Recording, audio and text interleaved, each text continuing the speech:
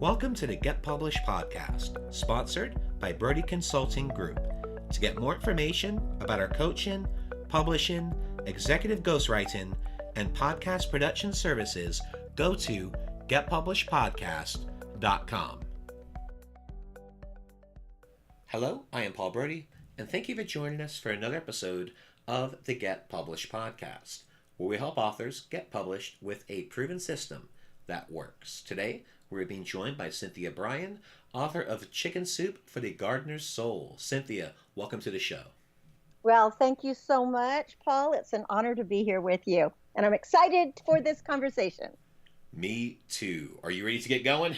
Let's rock and roll. All right. Question number 1. What is the one piece of advice that you would give to a first-time author who is currently writing their book? My advice would be to always follow up on every instinct, because I never thought of myself as an author in any way, because I was a television and film actor, producer, casting person, and really never thought about writing a book. But what happened with me in starting my first book was my father actually died in my arms, and I didn't really know how to cope with all of the sadness. And I decided to do a television show, and I took that TV show to a big conference for television producers. But on the plane, I sat next to a gentleman, and I was all excited about my TV show that I had been doing. And he said to me, "Well, have you written a book?" And I responded, "Oh, no. I'm not a writer. I'm a television, a personality, or I do films." And he said, "Oh my gosh, you have a book here." I go, "Oh, but I don't know how to do that. I don't know anybody." He said, "Look, take my card." He was on his book tour. And he said, "I think my editor would love you and my agent would love you. Give him a call." Follow up is my first piece of advice. Because even though I didn't think that I had anything to offer, I followed up. The conversation ensued. And 8 books later, I'm a New York Times bestselling author. Well, and you hit the nail on the head. The fortune is always in the follow-up, right? Follow-up. Absolutely. The follow-up. We don't know who we're going to meet or when we're going to meet them. And I know people always say, we have a timeline, we have goals, we have intentions. But the key is it's going to happen in the time that it takes to happen.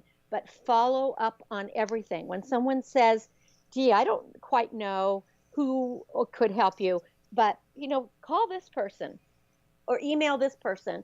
Don't take much of their time, but always be prepared. So I'm always ready for that next partnership, that next collaboration, and that's absolutely critical.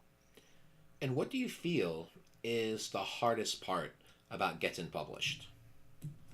Well, I think everything's really hard about getting published these days. You really have to be passionate about what you're doing. You have to be a good writer, first of all. So many people, I really do believe there's a book inside every person. I believe that with my heart. And I know I've read a lot of statistics that about 90% of the population always say, "Oh, I would like to write a book, but I don't know how, or I don't have the skills," or whatever it is. And in the reality, only 1% of people write a book. The hardest part is finding the right publisher. But in these days, things have changed a lot, because you have your program that you're doing, which is really wonderful, and you can just help people from the get-go. People can do self-publishing. I think the hardest thing is that people have these grandiose ideas that they're going to be that one person that's going to be picked up by a major publisher. And maybe you have to start small. So my advice is always write the best book you can. Rewrite, do draft after draft. Make it, although I don't believe there's anything such thing as perfection, make it as excellent as possible. Make sure your grammar, your punctuation, and have a story. Make sure that the story you're telling is relevant and really can move people. And then when it comes to publishing, look out there at all of the options available to you, because when you write a good book, It's like if you build it, they will come.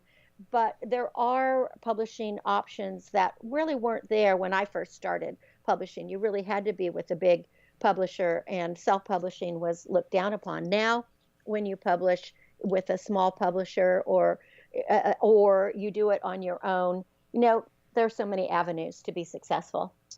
So I say just go for it and don't let the fear of publishing stop you. Well, let's talk about marketing. So please share a marketing strategy that you have used in your book launches that has worked well. Well, over the years, my first book, I started with Chicken Soup for the Gardener's Soul. I actually wrote two books in 1 year. And the Chicken Soup for the Gardener's Soul, that was a collaboration because obviously Jack Canfield and Mark Victor Hansen have they're the ones that started Chicken Soup for the Soul series. And then I was the lead author. But how that came about, and it's called a platform, basically in marketing. And how I got onto the Chicken Soup for the Gardener's Soul is I was actually doing a radio show and interviewed Jack and Mark and Patty Hansen and a few other people. And after I had interviewed them and we had these conversations, they said, "Why aren't you writing a book for us?" And I was like, "I don't know. Why aren't I?" And they said, "What do you want to write?" I said, "Chicken Soup for the Gardener's Soul." So for me, radio has always been an incredible marketing technique. I'm also an international speaker, and speaking and writing go hand in hand. However, what I have found just from being an interviewer and having my own television and radio shows is that authors are not necessarily great speakers. So when it comes to marketing, one of the best things that any writer or author can do is get some coaching so that you can go out there and talk about what it is that you are writing about, so you'll be able to promote your books. Again, you have to have passion, personality, perseverance, and keep on going. So speaking and lecturing, and it can be anything. It doesn't have to be big venues. It can even be, your local Lions Club or Rotary or a PTA or a church group, but it becomes then word of mouth. It depends what your topic is, obviously. I lecture on cruise ships and at spas and in resorts around the world, and then as well as at conferences and for companies. So getting out there and speaking and lecturing, those are two really great ways. Writing right now with the internet, you can do a lot of blogging, and you can get out there by sending out an email blast from time to time without bugging people. But you have to have a website. I think that's really marketing. If you don't have a website, nobody's going to be able to find you. So that's really important, is to have a website. So I think those a few things there of speaking, radio, writing articles for newspapers. I also am a newspaper columnist. So my byline every week mentions my website, and I alternate on what book, because as I said, I have written 8 books. Be the Star You Are is the series of books that I've written. And so that really can help people find you. And so, again, writing for newspapers or blogging or newsletters, website, speaking, and radio, and of course, podcasts now are fantastic. Well, one thing I'd like to touch on a little bit more is the basically writing a newspaper column. So, what are some things that you would advise our listeners if they wanted to pursue that avenue? What are some strategies that they could utilize? Well, that is a really great question. And it's exactly how really helped market the book for Chicken Soup for the Gardener's Soul, as well as my new garden book that's called Growing with the Goddess Gardener, which is the first in a series of 9 books. Is I'm a passionate gardener. I mean, I'm kind of an extreme gardener. I'm the kind that I walk down the street, I'll be on a hike and I'm pulling weeds. It's like I could never be a golfer because all I see are flowers, and I don't pay any attention to that. So I approached the local newspaper And I noticed they didn't have anything about nature or gardening. And interestingly enough, they said to send them a sample, a writing sample, and they loved it. And so it started small. It was just going to be one column one time. And then they got so much feedback. It was, okay, we'd like you in the next issue. It has now been, I'm going on my 12th year of a weekly column. And so what I suggest to your listeners is write what you know, and hopefully that will intertwine with what you are writing about in any of your books. Now, I'm a nonfiction writer. I don't write fiction at all. So I do a lot of, I love to write about traveling, and I write about, as I said, nature and gardening and empowerment topics. Those are my areas of expertise. So in my garden column, it's called Digging Deep, Gardening with Cynthia Brian. I interweave all of those things that I write about so that it can always relate back to my books. And it's a wonderful way to promote your books as well as promote yourself and to build a platform. So it just depends what it is that you're writing about. But contact your local newspaper. And also, they're again getting back to columns online. I also was writing for syndicated newspapers for a while, where I was able just to put a short column out there, and it was picked up by other newspapers. All of it takes work. Nothing just happens magically. That's the one thing I want to encourage people to know, that you have to put time and effort and energy into everything you're doing. And hopefully you love what you're doing. And if it's fun, you're going to go forward with it. Absolutely. One other thing I'd like to ask with the columns, how many words typically go into a weekly column like this? About You 500, know, 750? it depends. It started off with mine is they wanted just a short column of about 600 words. And then as I continued writing, people were asking for more. And then I actually was doing like 2 or 3 different columns. And I would do a little short column, like an Ask Cynthia column, so people could write in, and that would only be about 350 words. But now my actual column that's in the newspaper, it's around 1,200 words. And it includes everything I do, always has a story. So I always have a true story with some kind of moral that goes with it, that also is relating to nature and being stewards of the earth, and then gardening tips, etc. So it's, what we have to do is format your you format your column, and you work with the editor to figure out how many words. Usually they're going to start you fairly small. And just so people know, when they're writing a column, I find that the shorter the amount of words, the more difficult it actually is to get your message across if you're trying to tell a story, because you have to rewrite and rewrite and rewrite until you're very succinct and you get it in whatever the word count that they want. But very important for people to know that when anyone gives you a word count, you stick to it. You don't go over. You might go under a little bit, but you never go over, because space is money to them, and they're selling ads. So if you're just rambling on, they're not interested, and you're not going to be able to be a regular columnist. So my editor has been, it's so funny, they don't even edit my work anymore. They said they've never found, knock on wood, I'm sure there is and nobody's found it. They keep saying, oh, well, we don't find any errors, so whatever you're writing, we're going to publish. And that's what you really want to get to. You want to get to that point in time where your editor and your publisher believe in you so much that you don't even have to suggest ideas, that they just say they trust where you're going to go with it. So in all the years now I've been writing a column, I have never written the same thing twice, ever. Well, let's talk about your favorite book. So, what is your favorite book, and what was the number one thing that you learned from it? That is the most difficult question that you're asking. It's like asking me, what is my favorite child?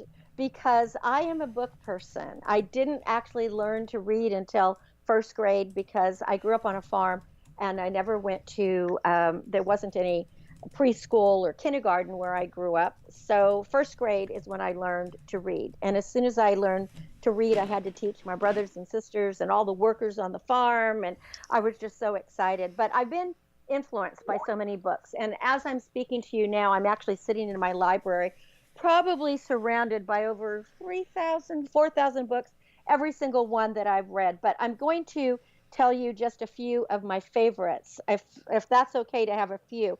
One was from James Allen, As a Man Thinketh. I am such a positive person, and I really believe what you think about and talk about comes about. And that book inspired me a very long time ago.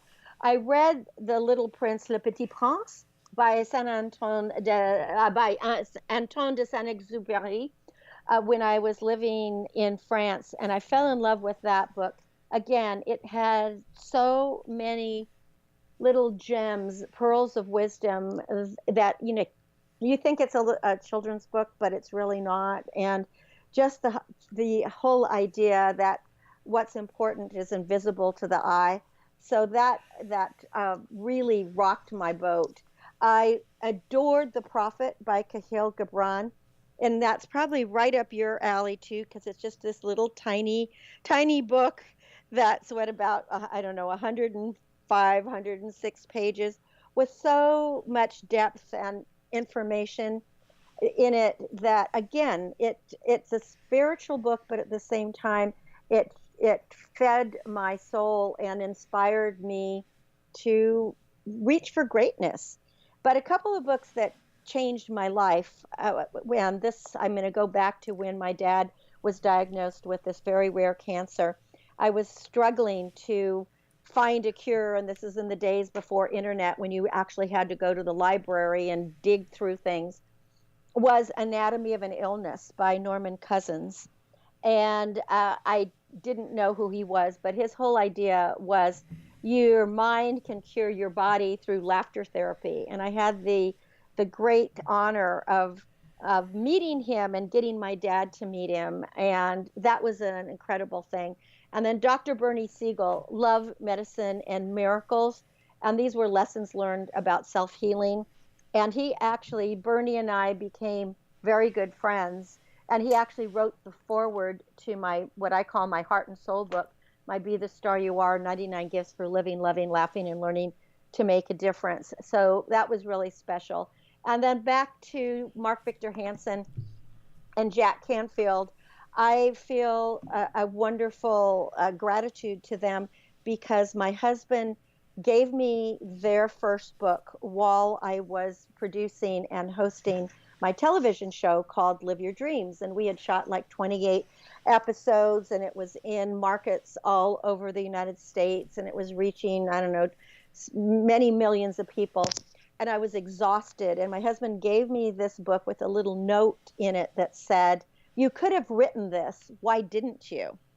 And I thought he was joking because I grew up raising chickens. It's how I put myself through college.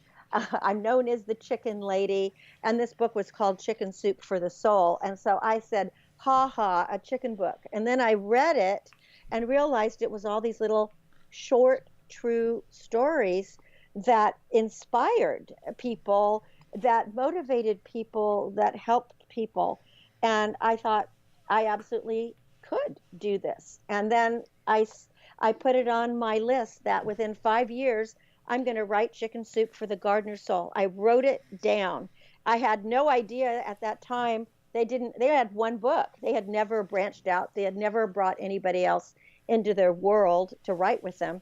And I had decided I was going to do it. So I guess that gets back to intention too. So those are some of my favorite books. But if my favorite children's book is Goodnight Moon, and I also love Little Women. I really love books. I read at least 2 or 3 books a week.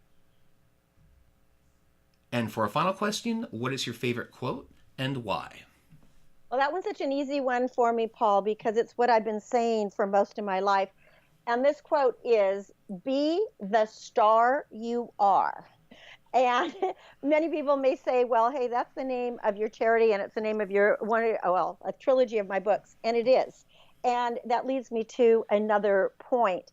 And Be the Star You Are, that started because I have been coaching.